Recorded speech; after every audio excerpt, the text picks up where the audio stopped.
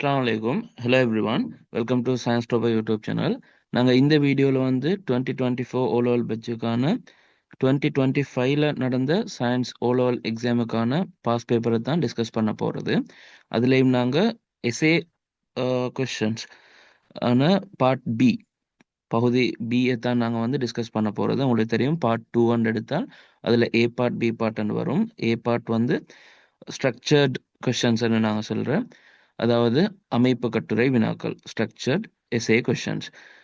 அடுத்தது வந்து பார்ட் பியில் வந்து எங்களுக்கு ஈக போகிறது ஃபுல்லாக எஸ்ஏ கொஷின்ஸ், கட்டுரை வினாக்கள்னு நாங்கள் சொல்கிறோம், ரைட்?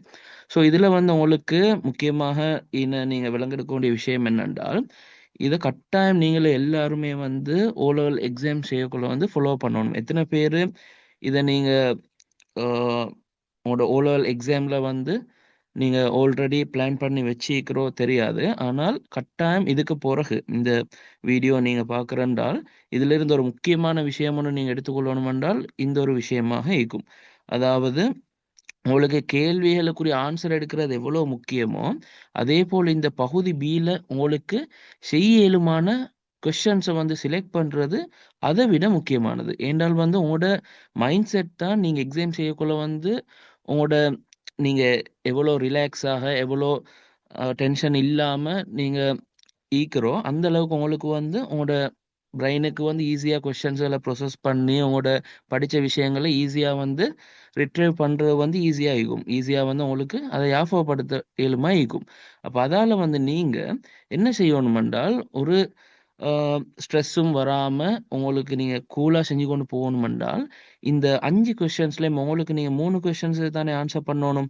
அப்போ நீங்கள் ஃபஸ்ட்டுக்கு உங்களுக்கு பேப்பர் தந்த உடனே இந்த பகுதி பிஏ தொடங்க செல்லைக்கு ஒரு 5 மினிட்ஸோ 10 மினிட்ஸோ, ரைட், அதை வந்து நீங்கள் ஃபுல் டைமையும் ஒதுக்குங்க. எதுக்கென்றால் அது ஒரு நாளும் டைம் வேஸ்ட்டுன்னு நினச்ச வேணாம், இது ஆகவும் யூஸ்ஃபுல்லாக இருக்கும். இந்த 5 கொஷின்ஸ்லேயும் வந்து உங்களுக்கு 100% செய்ய இயலுமான கொஷின்ஸ் இருந்தென்றால் அந்த 3 கொஷின்ஸையும் செலக்ட் பண்ணுங்க. அது கட்டாயம் 5, 6, 7ஆக ஈக்க போகிறோன்னு சொல்லி செல்றதுக்கு இயலாது. அப்போ நீங்கள் என்ன விஷயத்த படிச்சிக்கிறோம் பெஸ்ட்டாக படித்து உங்களுக்கு செய்ய இயலுமா இருக்கிறோம் அந்த 3 கொஷின்ஸை நீங்கள் என்ன செய்யணும், சரியாக செலக்ட் பண்ணிக்கொள்கிறது தான் உங்களோட முதலாவது டாஸ்க் ஆயிருச்சும் இந்த பகுதி பியை சக்ஸஸ்ஃபுல்லாக செய்கிறண்டால். அப்போ அதை நீங்கள் சரியாக சூஸ் பண்ணிக்கொள்ளணும். சம்டைம் உங்களுக்கு 100% வந்து நீங்கள் ஃபுல்லாக ரீட் பண்ணணும். இதுக்கு வந்து இது சும்மா உங்களுக்கு சூஸ் பண்ண இயலாது. நீங்கள் கட்டாயம் 5 மினிட்ஸோ 10 மினிட்ஸோ ஈவன் 15 மினிட்ஸ் சரி ஸ்பெண்ட் பண்ணி நீங்கள் எல்லா கேள்வியும் மேலோட்டமாக வாசிச்சு கொண்டு போங்க. கடைசி 9ஆம் கேள்வி வரங்காட்டும் வாசிங்கோ, ரைட்? வாசிச்சுட்டு நீங்கள் பாருங்க உங்களுக்கு 100% செய்யலுமான கொஷின்ஸ் இருந்தென்றால் ஓகே பெஸ்ட், அதை செய்ய தொடங்குங்க, அதை செலக்ட் பண்ணுங்க.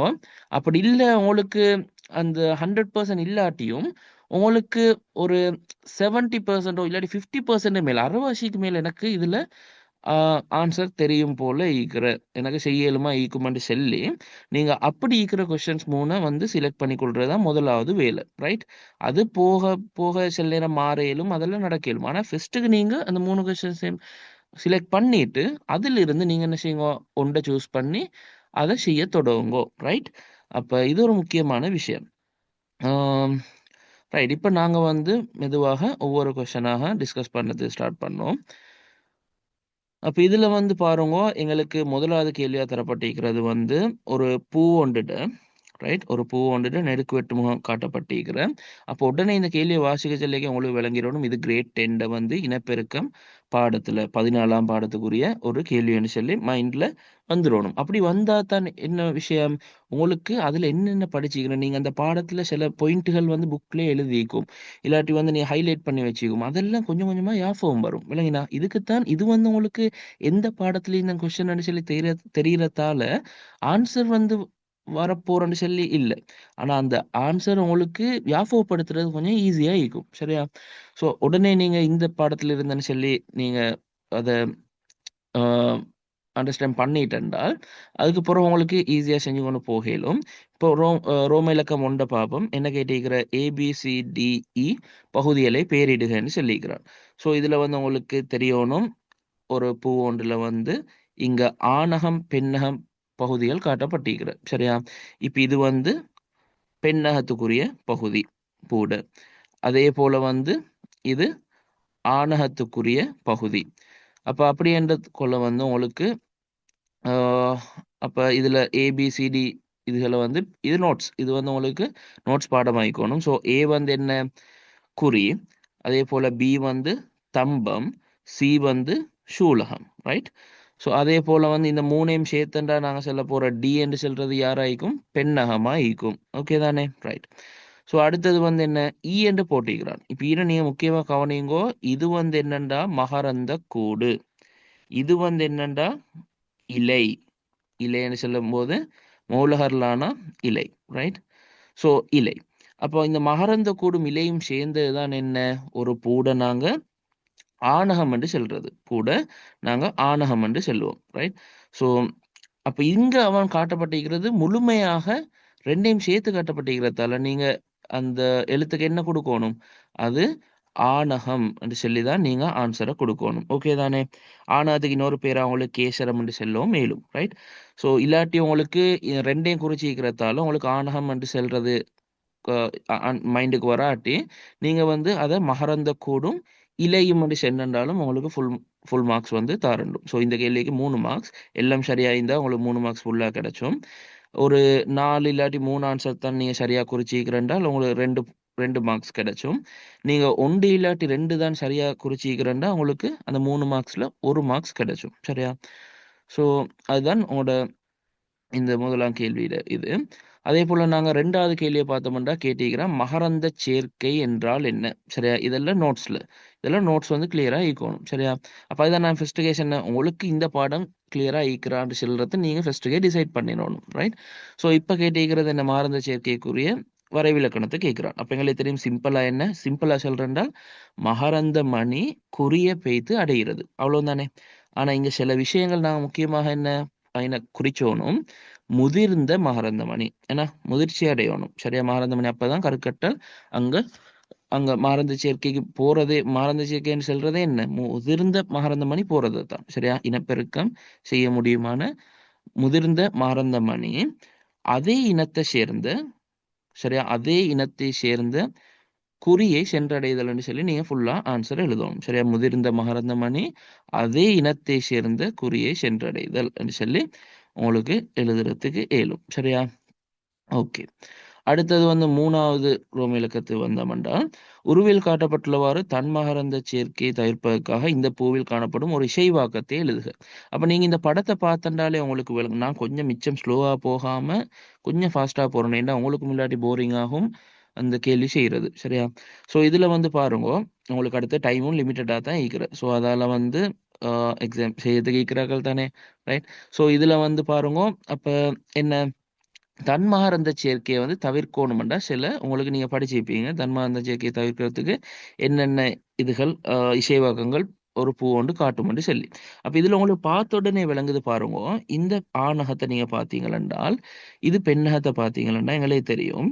இந்த மகரந்த கூட்டிலிருந்து மகரந்த மணி வந்து இந்த குறியை சென்றடையும், அதுதானே மகரந்த சேர்க்கைன்னு சொல்றது, ரைட். ஸோ இங்க இதே பூலிருந்து அப்படியே வந்து இப்படி விழுந்தண்டா இதைத்தான் நாங்க தன் மகரந்த சேர்க்கைன்னு சொல்லுவோம் தானே.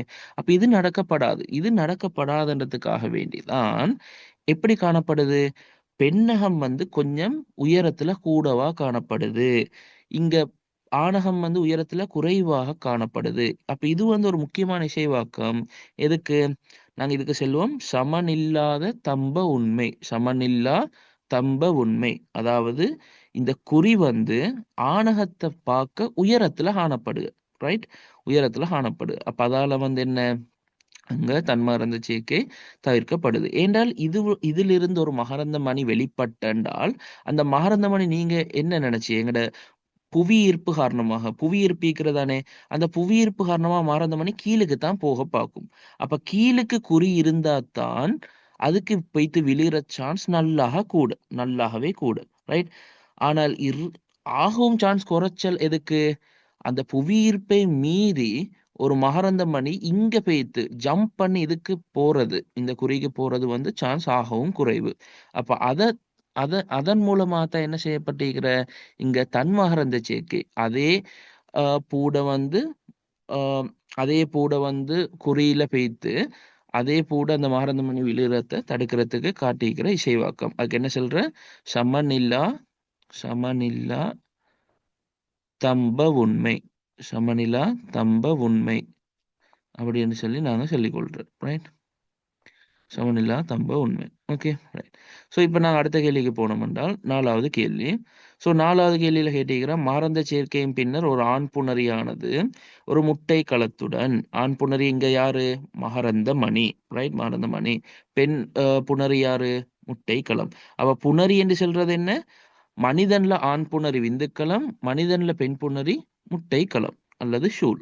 அதே போல நாங்க பூல வந்து நாங்க பேசும்போது ஆண் புணரி வந்து மகரந்தமணி, பெண் புணரி வந்து முட்டை களம். ரைட்? ஸோ அந்த ரெண்டும் சேர்ந்து தான் நுகம் உருவாக போறோம். மனிதன்ல நுகம் தான் சொல்றோம் நாங்க.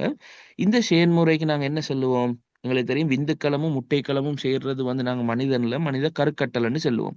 அப்ப இங்க வந்து என்ன செய்யணும்? அப்ப இதுவும் அதே செயல்முறை தான். ஆகவே கருக்கட்டல். அடுத்த பி பாட்டுக்கு என்ன ஆன்சர்? ஒரு மடிய கலங்கள் யார் யாரு, இருமடிய கலங்கள் யார் யாருன்னு சொல்லி கேட்டிருக்கிறான். அப்ப இங்க வந்து என்ன, நீங்க மனிதன் இது மாதிரி யோசிச்சா சரி. இப்ப எங்களுக்கு தெரியும் தாயிட்ட வந்து 46 நிறமூர்த்தம் ஈக்கிறார். ரைட்?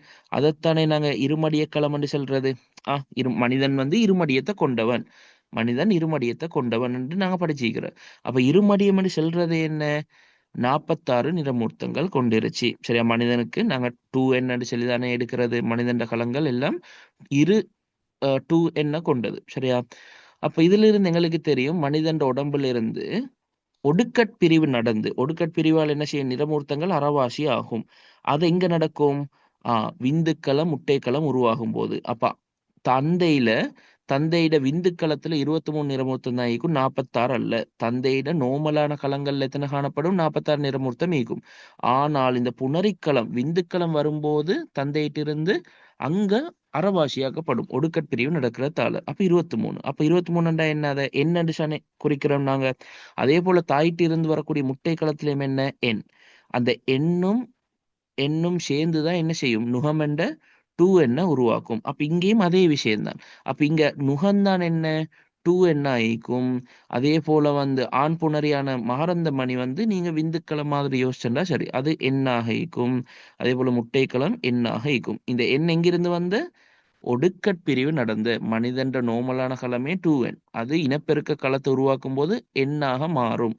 ரைட்? 23 நிறமூர்த்தங்கள் தானே காணப்படும் விந்து களத்துல. அதே போல 23 நிறமூர்த்தங்கள் தானே காணப்படும் முட்டை களத்துல. அப்ப அதே போல தாவரத்திலையும் வந்து 23 அல்ல, ஆனால் தாவரத்திலையும் அதே ஐடியா தான் நீங்க யூஸ் பண்ண வேண்டியது. ரைட்? ஸோ இதுல வந்து நீங்க அதுக்கும் ஆன்சர் எழுதிப்பீங்க. அடுத்த சி பாட்டுக்கு நாங்க போனோம் என்றால், ஒரு ஆண் புணரிக்களம் முட்டைக்களத்துடன் சேர்க்கையுறாது பலன் தோன்றும் தோற்றப்பாடு எப்பெயரால் அழைக்கப்படும் என்று கேட்கிறேன். அப்ப இந்த செயல்முறைக்கு தான் என்ன சொல்ற? கருக்கட்டலின்றி பலன் தோன்றுதல். அந்த வரைவிலக்கணமே உங்களுக்கு தெரிஞ்சுக்கணும். கன்னிக்கனியமாதல். என்ன? கன்னிக்கனியமாதல் என்று சொல்லி எழுதணும். இந்த கன்னிக்கனியமாதல் எங்க நடக்கும்? திராட்சையில கன்னிக்கனியமாதல் என்ற ஒரு ஸ்பெஷலான ஒரு நிகழ்வு ஒன்று நடக்கிற கன்னிக்கனியமாதல்.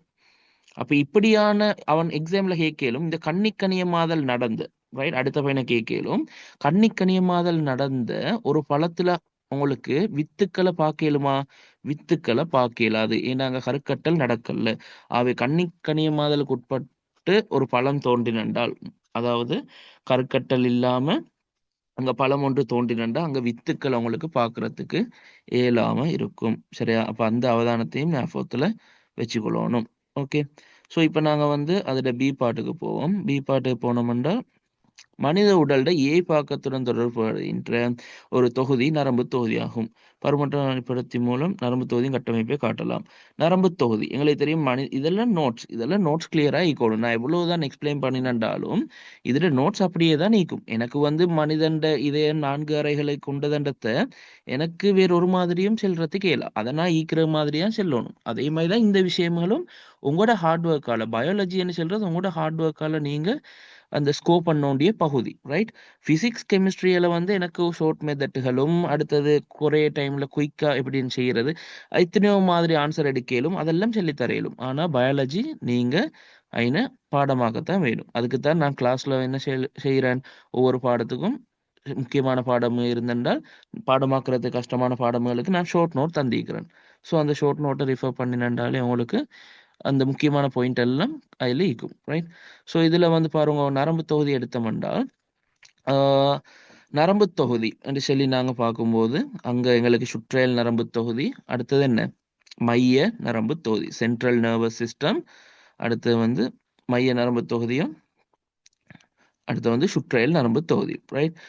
இப்போ எங்களுக்கு தெரியணும் மைய நரம்பு தொகுதி என்றால் என்ன. மைய நரம்பு தொகுதியில் முக்கியமான ரெண்டு பகுதி தான் மூளையும் முன்னானும், மூளையும் முன்னானும், ரைட்? மூளை வந்து யோசிச்சு செய்கிற செயற்பாடுகளோடு சம்மந்தப்பட்டது. முன்னான் என்று சொல்றது என்ன, யோசிக்காமல் நடக்கிற விஷயம். அதாவது ஒரு முள்ளொன்றில் கால் குத்தி நின்றால் நாங்கள் உடனே எடுக்கிறது, காலை நெருப்பில் கைப்படும் போது உடனே கை அங்கலே காக்குறது, அதெல்லாம் யோசிச்சு செய்கிறல்ல, அதெல்லாம் முன்னாண்ட கண்ட்ரோலுக்கு ஏற்ப நடக்கிற விஷயங்கள். மூளைக்கு அந்த மெசேஜ் போகல, முன்னானுக்கு தான் போய்த்து, முன்னான் தான் என்ன செய்யுது, சிக்னலாக அனுப்புது, ரைட்? ஸோ அடுத்து வந்து சுற்றேல் நரம்பு தொகுதி எடுத்தோன்னா எங்களுக்கு தெரியும் முன்னான் நரம்புகள். அடுத்து சி வந்து யாரு, மண்டையோட்டு நரம்புகள். மண்டையோட்டு நரம்புகள் எங்களுக்கு தெரியணும், மண்டையோடு நாங்கள் இப்படித்தான் மூளையிலிருந்து வரப்போகிற நரம்புகள். அதே போல் முன்னான்லிருந்து வர போகிற நரம்புகளை வந்து நாங்கள் முன்னான் நரம்புகள்னு சொல்கிறோம். நீங்கள் யோசிச்சுக்கொள்ளணும், என்ன முன்னான் தானே பெரியது, அப்போ முன்னான்லேருந்து வரக்கூடிய நரம்புகள் தான் என்ன கூட ஈக்கும். அந்த கூட பெறுமதி யாரு, 31 சோடி, 31 சோடி.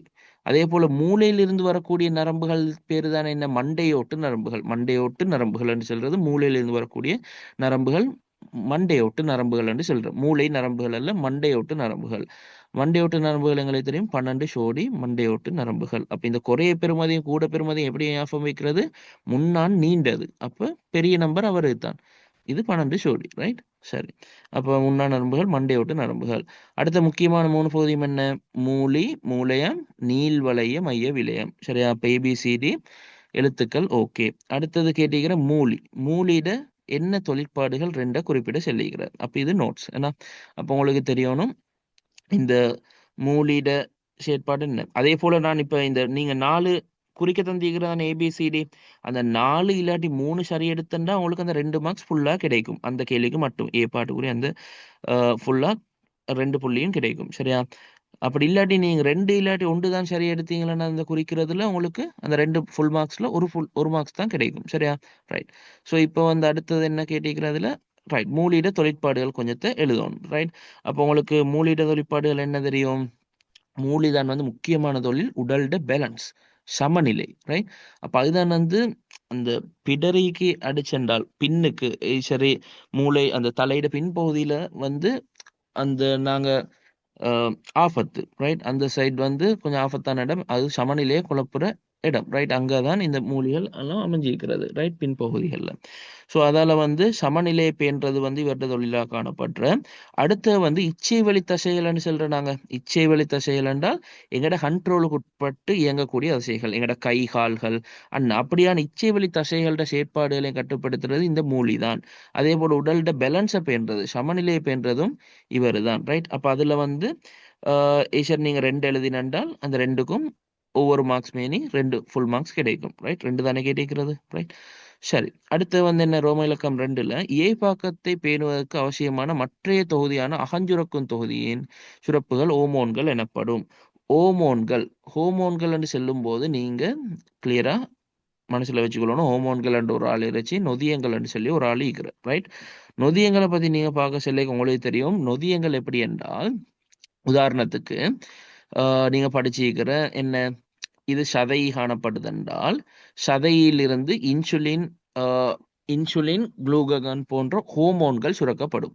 அதே போல சமிபாட்டு தொகுதியில சம்பந்தப்படக்கூடிய சதைய சாற்றுல வந்து சில நொதியங்கள் காணப்படுற. சரியா? அப்ப நீங்க என்ன கிளியரா விளங்கெடுத்துக்கொள்ளணும், என்ன, எங்களோட இறைப்பைய பாஸ் பண்ணினது பிறகு அந்த சி வடிவமான முன்சிறுவுடல் இருக்கிறதானே, அங்கதானே வந்து இந்த சதை இணையும். அப்ப நல்லா யோசிச்சு பாருங்க, இந்த சதையிலிருந்து சதையச்சாறு இந்த காணின் ஊடாகத்தான், சதைய கான் என்று சொல்லியே படிக்கிற, சதைய கான், ரைட்? சதைய காணின் ஊடாகத்தான் இந்த முன்சிறுவுடலுக்கு வந்து சேர்ற யாரு, நொதியங்கள் வந்து சேர்றது. அப்ப கட்டாயம் நீங்க கிளியரா விளங்கெடுத்துக்கொள்ளும், நொதியங்கள் வந்து இந்த மாதிரி கான்களை கொண்டது, ரைட்? ஆனா ஓமோன்கள் அப்படி இல்லை, அது ஒரு முக்கியமான வித்தியாசம். சரியா? ஹோமோன்கள் வந்து இப்படி கான்கள் போன்ற இதனூடாக, கான்கள் அதுக்கு அவசியம் இல்லை. அதுக்கு நாங்க என்ன சொல்றோம் என்றால், ஹோமோன்களை சுரக்கிற தொகுதிக்கு ஆஞ்சுரக்கும் தொகுதின்னு சொல்றேன் தானே, நாங்க இன்னொரு பேரு சொல்றேன், என்ன, அதாவது அகஞ்சுரக்கும் தொகுதி என்று சொல்றது வந்து ஹோமோன்களை சுரக்கிறாக்களுக்கு. புறஞ்சுரக்கும் சுரப்பி என்று நாங்க சொல்றது யாருக்கு? அது நொதியங்களை சுரக்கிற சுரப்பியலுக்கு, ரைட்? நொதிய சுரப்பியலுக்கு, ரைட்? அடுத்தது என்ன தெரியணும் உங்களுக்கு? நொதியங்கள் வந்து கான்களை கொண்ட சுரப்பிகள். அதே போல ஹோமோன்களை சுரக்கக்கூடிய இடங்கள் வந்து அது கான்களை கொண்டிருக்காது. ஆகவே நாங்க சொல்றோம் காணில் சுரப்பிகள் என்று சொல்லி. என்ன சொல்றோம்? காணில் சுரப்பிகள் என்று நாங்க சொல்றோம், ரைட்? ஸோ அது ஒரு முக்கியமான பாயிண்ட், ரைட்? என்ன, அது வந்து கான்களை கொண்டிருக்காது. அதால நேரடியாக என்ன செய்யும்? கான்கள் இல்லை தானே. இப்ப நேரடியாக குருதியிலே வந்து என்ன செய்யப்படும்? சுரக்கப்படும். அப்ப ஆஹ் குருதியில் நேரடியாக சுரக்கப்படும் என்று சொல்லேலும். அடுத்தது ஹோமோன்களுடைய இயல்புகள் கேட்டா ஹோமோன்களும் சேதன சேர்வதான் குருதியினூடாக கொண்டு செல்லப்படும்.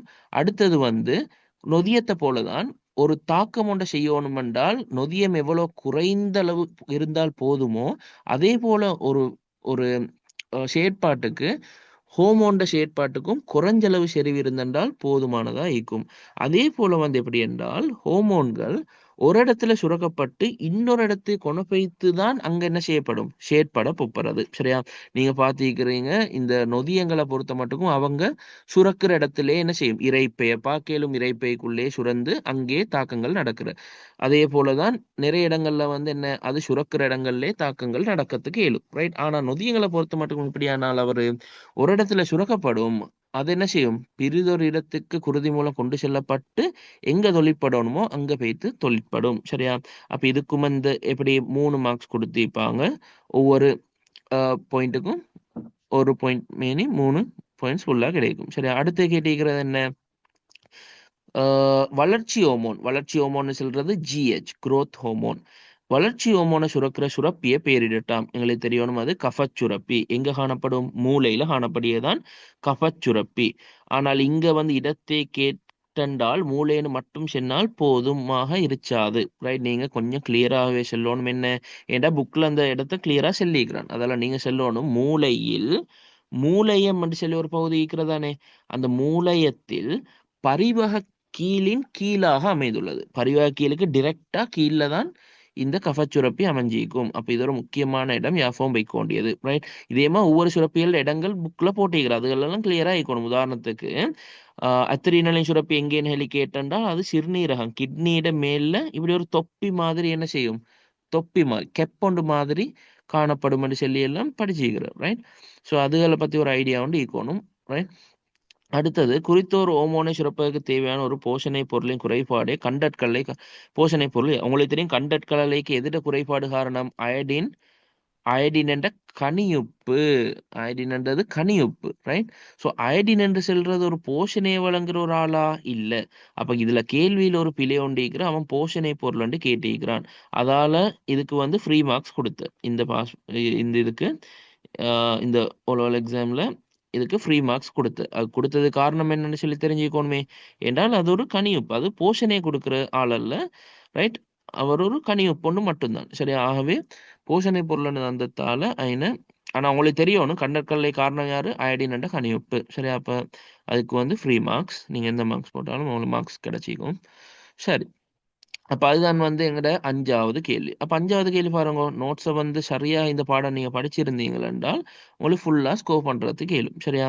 இப்ப நாங்க அடுத்தது 6, 7, 8, 9ல நீங்க எந்த கேள்வியை செலக்ட் பண்ணிச்சோ அந்த கேள்வியை நீங்க செய்யணும். நாங்க வந்து எல்லாத்தையும் டிஸ்கஸ் பண்ணி கொண்டு போவோம். சரியா? Okay, right. ஸோ வந்து நாங்க 6வது கேள்விக்கு போனோம்டா. 6வது கேள்வி ஊதுலை சம்பந்தமான கேள்வி, ரைட்? அப்ப ஊதுலையில வந்து எங்களுக்கு தெரியும், ஊதுலை என்று சொல்றது வந்து இரும்பு பிரித்தெடுப்புக்கு பயன்படுத்துகிற ஒரு ஆள். சரி, இரும்பு பிரித்தெடுப்புக்கு தான் ஊதுலை.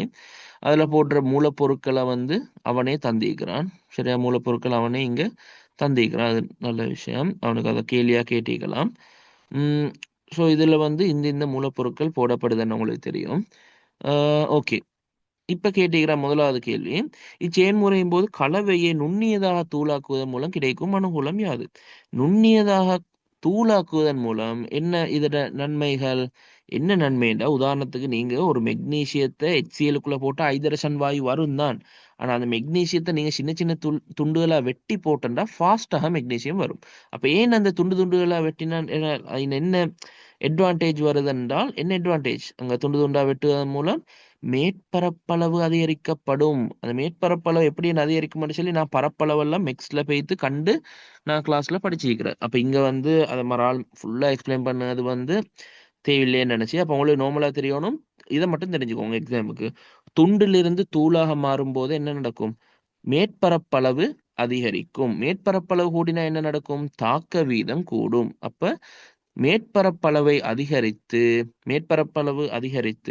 தாக்க வீதம் அதிகரிக்கும் சொன்னா சரி, ரைட்? உங்களுக்கு விளங்குதா என்ன சொல்றேன்? நீங்க ஒரு துண்டொண்டு எடுத்தால் அது தொட்டு கொணிக்கிற அளவு எம்பட்டாயிக்கும், இம்பட்டா தான் நீக்கும்.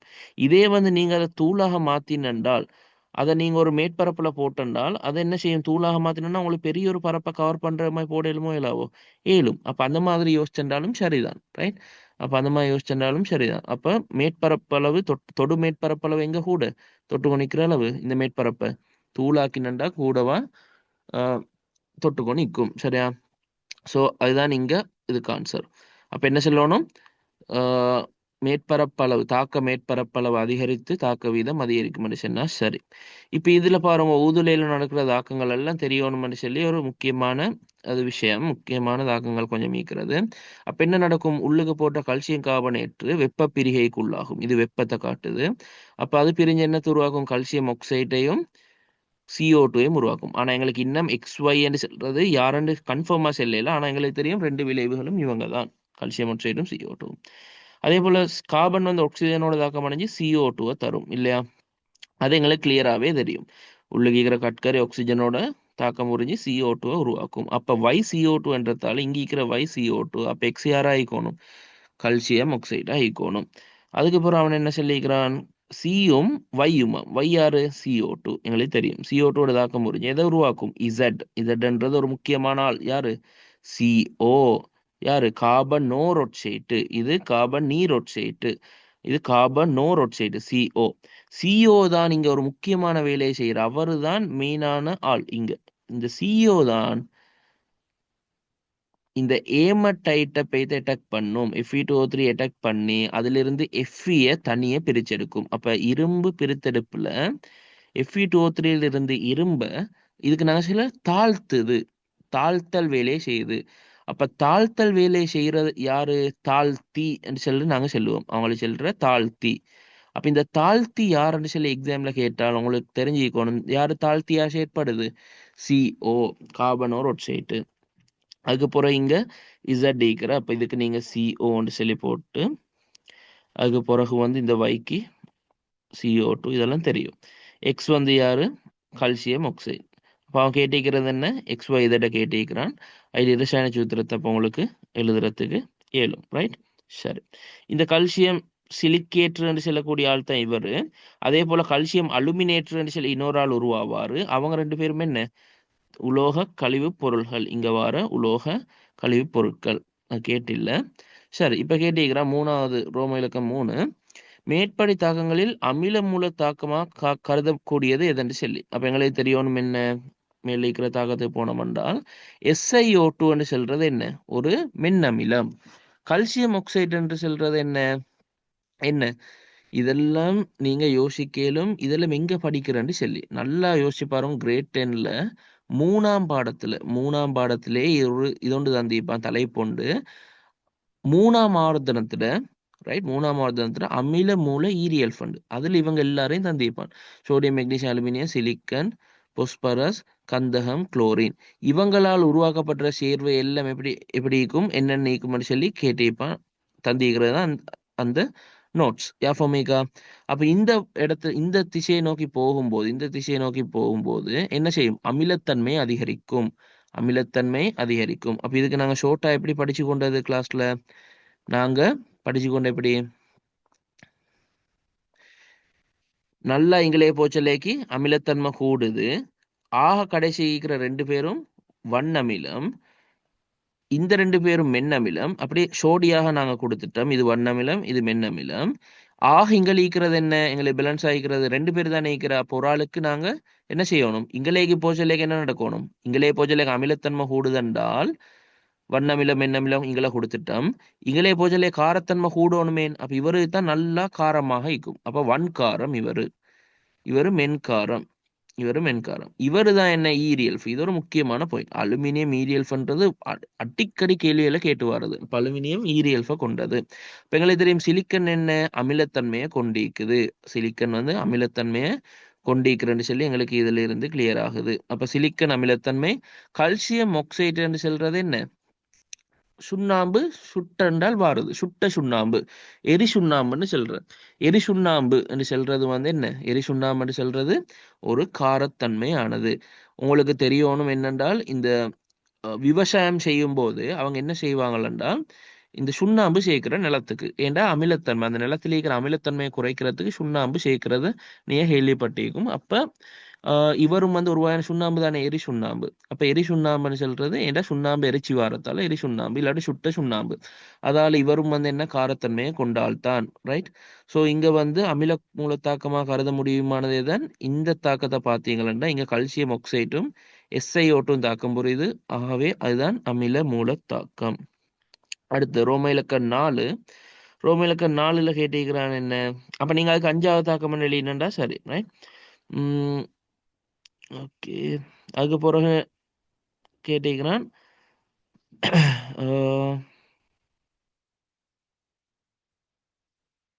மேலே தாக்கம் 5ல் உருவாகும் கல்சியம் சிலிக்கேட் ஆனது உலோக கழிவுப் பொருளாக பிரித்தெடுக்கப்பட்டு திரவ இனமும் மீது மிதக்கும். இதனால் கிடைக்கும் அனுகூலம் யாது என்று சொல்லி கேட்டிருக்கிறான்.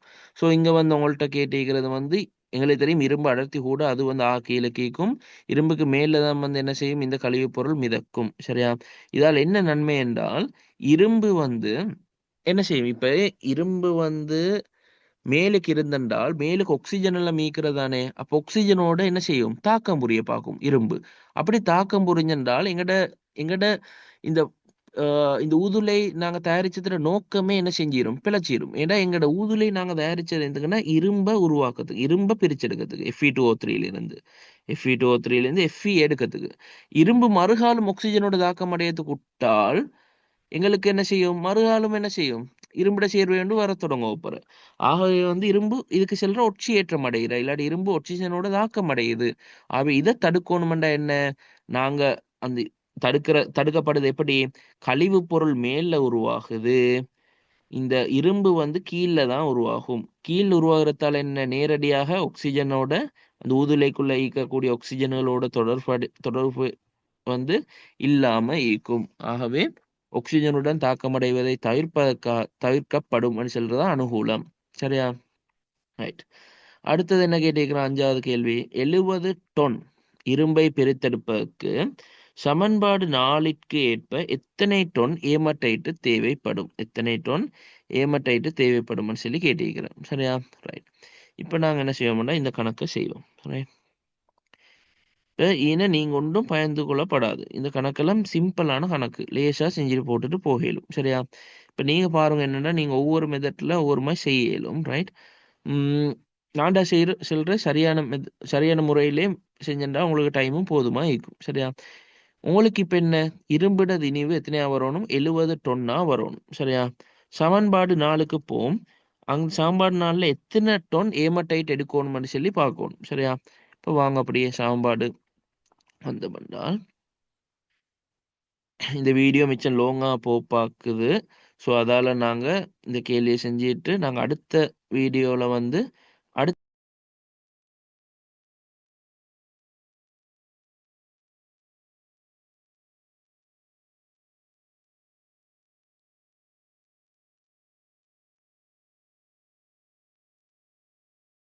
ரைட்.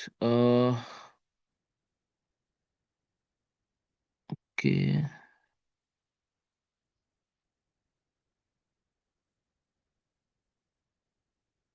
எனக்கு ரெக்கார்டிங் இன்னும் கண்டினியூ ஆகுதுண்டு நெட்வொர்க் இஷ்யூ ஒன்று வந்ததால. ஓகே பரவாயில்ல செய்வோம். ஸோ நாங்கள் இந்த கொஸ்டினை வந்து பார்ப்போம். என்ன கேட்டிருக்கிறான் அவன்? இரும்பு இவ்வளோ திணி கொண்டு எடுக்கணுமா, அதுக்கு எமட்டைட்ட எவ்வளோ திணி கொண்டு சொல்லி கேட்டிருக்கிறான். அதுதானே கேள்வி. இப்போ 4வது சமன்பாடு என்ன? இதுதான் 4வது சமன்பாடு. எல்லாரும் சமன்பாடை கிளியரா பாருங்க. Fe2O3 ப்ளஸ் 3 Z யாரு? CO, right? Fe2O3 plus 3 CO, sorry,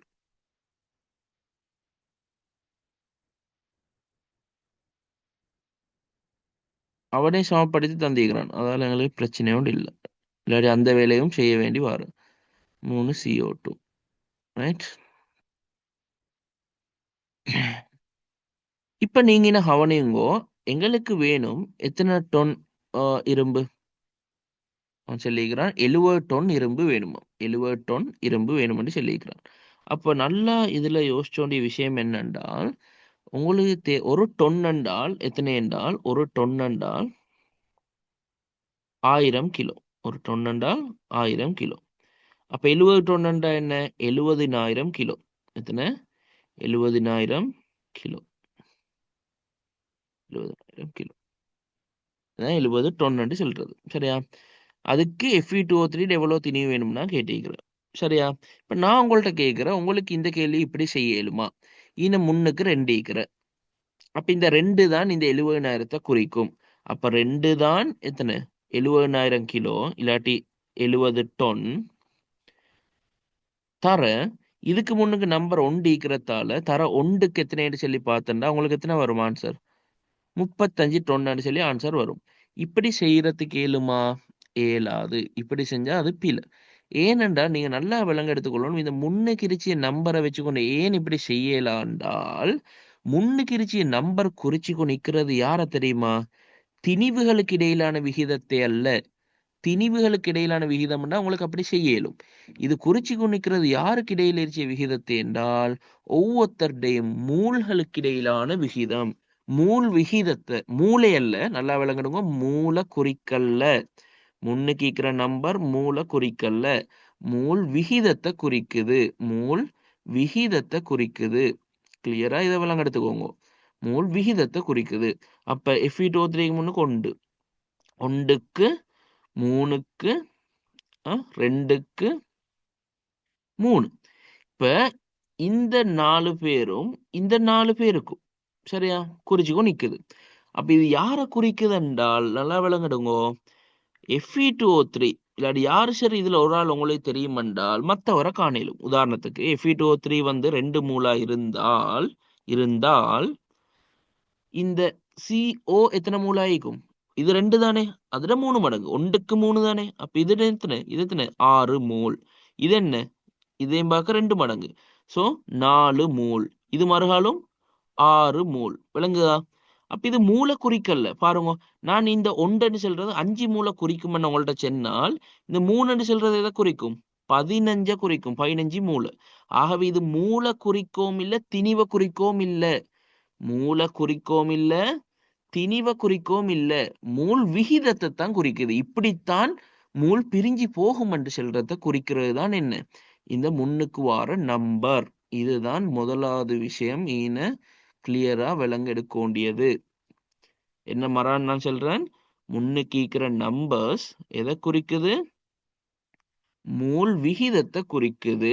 எதை குறிக்கல்ல? மூல குறிக்கவும் இல்ல, திணிவ குறிக்கவும் இல்ல. ரைட்? சரியா? மூல குறிக்கல்ல. முன்னுக்கு இருக்கிற அந்த நம்பர் நான் 2 ஈக்கிறேன்டா, அது 2 மூல அல்ல. அது 2 மூல அல்ல.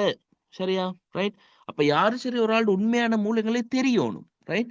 இப்ப இரும்புட உண்மையான மூல் 10 மூலன்னு சொல்லி அவன் சொல்லிட்டான் என்றால், எனக்கு செல்லும் என்ன? மூல் விகிதத்தை தானே முன்னுக்கு இருக்கிற நம்பர் குறிக்கிறது. அப்ப இது 2, நம்பர் என்ன? 1. அப்ப என்ன சொல்லிடலும் என்ன? இது 10 மூல் என்றால் இது எத்தனை மூல் உண்டு? 5 அரைவாசி. 2 டரவாசி தானே 1. ஆகவே 10 டரவாசி தான் என்ன? 5 மூல். பாருங்க, அதுக்காக வேண்டி சொல்லி இந்த 2 சொல்றது மூலையா குறிக்குது. மூல் எத்தனை? 10 மூல். ரைட்? ஆனா இந்த 2 சொல்றது என்ன? விகிதத்தை குறிக்குது. 2க்கு 1. அதே போல இது 20 மூலா இருந்தால் இது 10 மூல். விளங்குதா சொல்றது? அப்ப மோல் விகிதத்தை குறிச்சுக்கும் நிக்கிறன்றத கிளியரா விளங்கிடுங்கோ. இப்ப அது ஓகே என்றால் உங்களுக்கு அந்த விஷயம் கிளியர் என்றா இப்ப எங்கட கேள்விக்கு வந்தோம்னா அவன் சொல்றான் 70 டொன் 70 டொன் 70,000 கிலோகிராம் யாரு இரும்ப எடுக்கணுமாம். சரியா?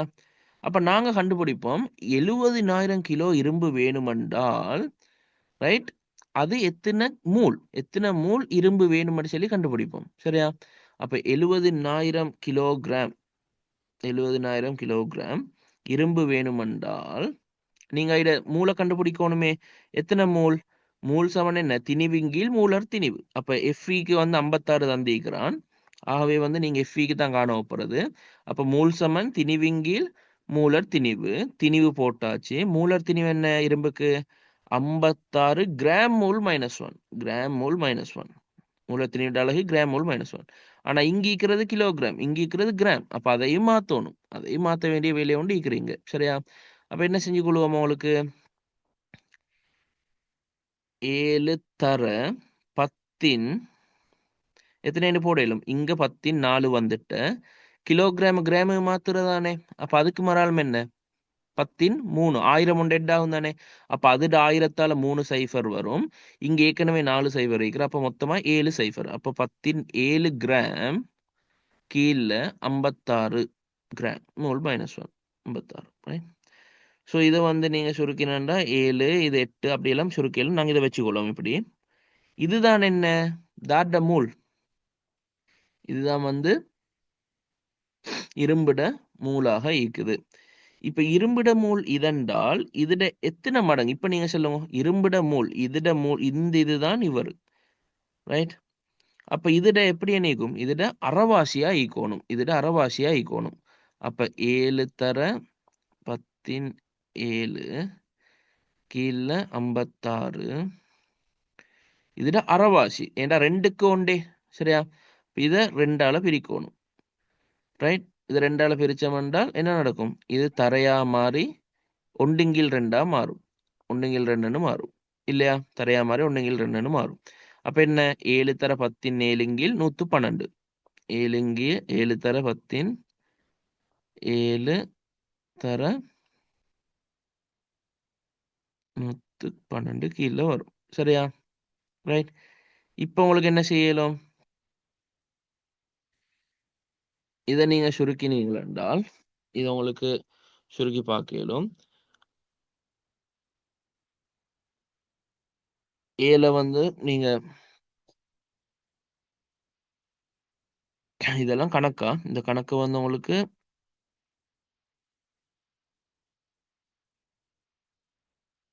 இது உங்களுக்கு எத்தனையோ மெத்தட்ல செய்யலும். ரைட். எத்தனையோ மெத்தட்ல செய்யலும். நீங்க இந்த மெத்தட்ல செஞ்சீங்கன்னா உங்களுக்கு எத்தனை வரும்? இவர்ட இதுட இதுதான் யார்ட மூல் Fe2O3 மூல் வந்திருக்கிற. இது கிளியரா? Fe2O3 மூல் கிடைச்சிட்டு உங்களுக்கு இது ரைட். இப்போ உங்களுக்கு வேணுமெண்டா இதை நீங்க மறுகாலம் இந்த வீடியோவை முன்னுக்கு பின்னுக்கு ஆக்கி பாருங்க. ரைட். அப்போ உங்களுக்கு என்ன செய்யறேன்னு சொல்லி விளங்கும். ரைட். ஸ்லோவா பார்த்தண்டா சரி. நான் கொஞ்சம் ஃபாஸ்ட்டாக செஞ்சு போகிறோமா இருந்தால் இப்போ நான் Fe2O3 மூளை கண்டுபிடிச்சிக்கிறேன். ரைட். அப்போ மூளை கண்டுபிடிச்சிட்டேன்டா Fe2O3 திணிவு தானே எனக்கு வேணும். Fe2O3 திணிவு தான் வேணும். அப்போ மூல் சமன் என்ன? திணிவின் கீழ் மூலர் திணிவு. அப்போ திணிவை காணோம்னா என்ன செய்யணும்? மூல் பெருக்கிப்படணும் மூலர் திணிவால. Fe2O3க்கு மூலர் திணிவு எத்தனை? 56/2 112 16/3 48. அப்ப எத்தனை? 160. அப்ப மூலர் திணிவு 160 கிராம் மூல் -1 பெருக்கி பட மூலால எவ்வளவு மூல்? 7 112 தர 10 சரியா? இப்ப என்ன செய்ய போற? 10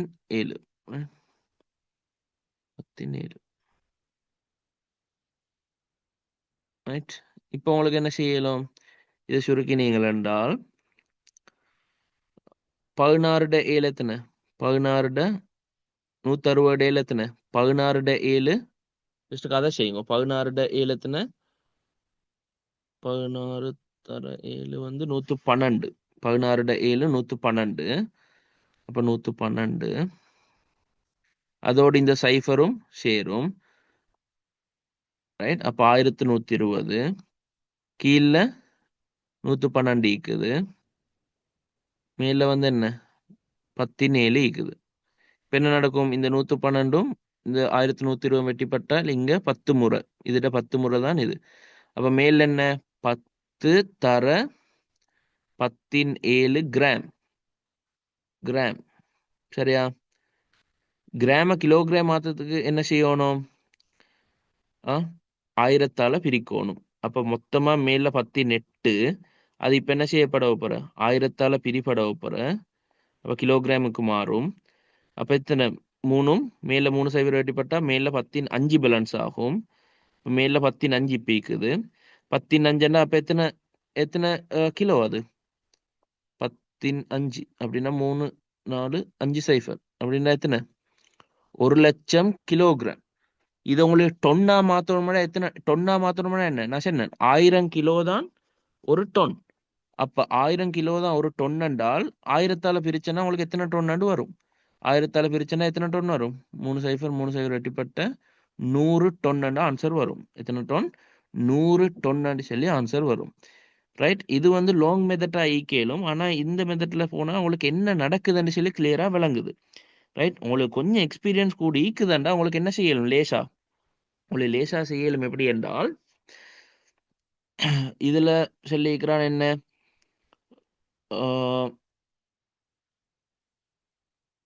இப்போ இது மறுபடியும் இது கொஞ்சம் லாங்காக போகும். அதை சுற்றி நான் உங்களுக்கு சொல்கிறது வந்து நீங்கள் இந்த மெத்தட்லேயே செய்யுங்க. சரி, இந்த மெத்தட்லேயே செஞ்சோன்னா உங்களுக்கு என்ன நடக்குதுன்னு விளங்குது தானே? ரைட்? ஷார்ட் ஃபார்ம் வந்து உங்களுக்கு சரியாக விளங்காது அது சின்ன போனண்டால். ரைட்? நாங்கள் இந்த ஒரு மெத்தட்டை மட்டும் வச்சுக்கொள்வோம். சரி, அடுத்தது இந்த கேள்வியில் என்ன சொல்லுது? 6ஆம் கேள்வியில் மேற்படி முறையில் இரும்பை பிரித்தெடுக்கும் போது சூழலுக்கு விடுவிக்கப்படும் ஒரு வாயுவை பெயரிட்டு அதன் மூலம் ஏற்படக்கூடிய விரும்பத்தகாத சூழல் தாக்கம் ஒன்றை குறிப்பிடுக. இதுக்கு வந்து எங்களுக்கு விரும்பத்தகாத ஒரு வாயு வந்தால் மேற்படி முறையில் அப்ப எங்களுக்கு தெரியும் CO2. இங்க CO2 CO 2 வாயும் வெளிவருது. ரெண்டுமே சூழலுக்கு விரும்பத்தகாத வாயுக்கள் தான். CO2 இல்லாட்டி CO அந்த ரெண்டுல ஒரு ஆள் எழுதிலும். அதுக்கப்புறம் ஒவ்வொருத்தரையும் உங்களுக்கு தீமைகள் எழுதிலும். CO2 என்ன? CO2 வளிமண்டலத்துல கூடுனா வெப்பநிலை கூடும் வளிமண்டலத்துல. CO வந்து சூழலுக்கு நச்சுத்தன்மையான வாயு. அதை குறிச்சிங்களா போதும். ரைட்? ஸோ அடுத்தது வந்து செம்பு, மெக்னீசியம், இரும்பு ஆகியவை. ரைட்?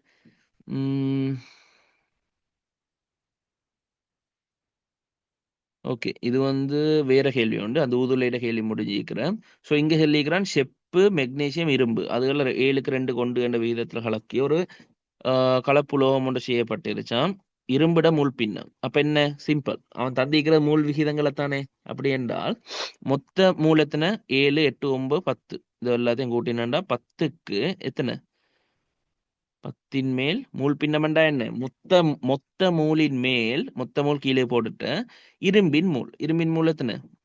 இரும்புக்கு இந்த 1 நம்பர் சொந்தம். அப்ப 10 மேல் 1. அதுதான் இரும்பிட மூல் பின்னம். அது 0.1 எழுதியலும். இந்த கலப்புலோக துண்டொன்றிலிருந்து செப்பு உலோகத்தை பிரித்தெடுக்கும் முறையை சொல்லட்டாம். செப்பு உலோகத்தை இப்ப இதுல இருந்து பிரிச்செடுக்கணும்டா உங்களுக்கு என்ன செய்யலும்? அமிலத்துல கரைக்கலும். அமிலத்துல கரைச்சென்றால் உங்களுக்கு என்ன நடக்க போற? யார் இங்க அமிலத்தோட தாக்கம் அடையும்? அமிலத்தோட தாக்கம் அடைகிற ஆள் யாரு? ஐதரசனை கீழ் இருக்கிறாக்கள் அமிலத்துடன் தாக்கம் அடையாதுன்னு சொல்ல விஷயம் உங்களுக்கு தெரிஞ்சுக்கணும். அப்பதான் இதுக்கு ஆன்சர் பண்ணலும். அப்ப ஐதரசனுக்கு மேல் நீக்கிற ஆள் யாரு? இந்த இரும்பும் மெக்னீசியமும். அவங்க 2 பேரும் என்ன செய்வார்? அமிலத்தோட தாக்கம் அடையும். அமிலத்தோட தாக்கம் அடையாம அங்க எஞ்சி காணப்படுது யாரு? செப்பு எஞ்சி காணப்படும். செப்பு எஞ்சி காணப்படும். அப்ப அந்த செப்பு உங்களுக்கு வடிச்சு என்ன செஞ்சிரலும்? எடுத்துறது கேளும். அப்ப என்ன மெத்தட் இதுக்கு பின்பற்றணும்? ஐதான அமிலத்துல என்ன செய்யணும்? அமிலத்தில் கரைத்து இல்லாட்டி அமிலத்துடன் தாக்கமடைய செய்து பின்பு வடிகட்டல் என்று சொல்லிச்சேன்னா சரி. அப்ப இங்க 2 ஸ்டெப்ஸ் இருந்துச்சு. ஒன்று கரைச்சியது. அமிலத்துல கரைச்சால் அவங்க 2 பேரும் பெய்த்திருந்தானே. அப்ப அதுக்கு ஒரு மார்க்ஸ் தரண்டும். அதே போல வடிகட்டினா தான் உங்களுக்கு தனியாக்கி இவரை எடுக்க இயலும். அப்போ வடிகட்டல் என்று சொல்லியதுக்கு இன்னொரு பாயிண்ட்ஸ். அப்போ மொத்தமா 2 மார்க்ஸ் அதுக்கு தாரது. சரியா? ரைட். இதோட நாங்க இந்த வீடியோ முடிப்போம். சரியா? கொஞ்சம் வீடியோ லாங்கா போகுது. அடுத்த வீடியோல பேலன்ஸ் இதுகளை நாங்க டிஸ்கஸ் பண்ணுவோம். சரியா? ஓகே. தேங்க்ஸ் ஃபார் வாட்சிங். உங்களுக்கு வந்து ஏதாச்சும் டவுட்ஸ்கள் இருந்ததுன்னா கீழ கமெண்ட்ஸ்ல வந்து நீங்க கட்டாயம் கேளுங்க. அதே போல வந்து உங்களுக்கு அ ஸோ வேற ஏதாச்சும் டவுட்ஸ்கள் இருந்திருந்தாலும் நீங்க நான் பின் பண்ணி வச்சிருக்கிறேன். கமெண்ட்ஸ்ல வந்து என்ட கான்டாக்ட் நம்பர்ஸ்கள. ஸோ அதுக்கு வாட்ஸ்அப் பண்ணி உங்களோட டவுட்ஸ்கள் சரி இருந்திருந்தால் உங்களுக்கு கேட்டுக்கொள்றதுக்கு இயலும். ரைட். அஸ்ஸலாமு அலைக்கும்.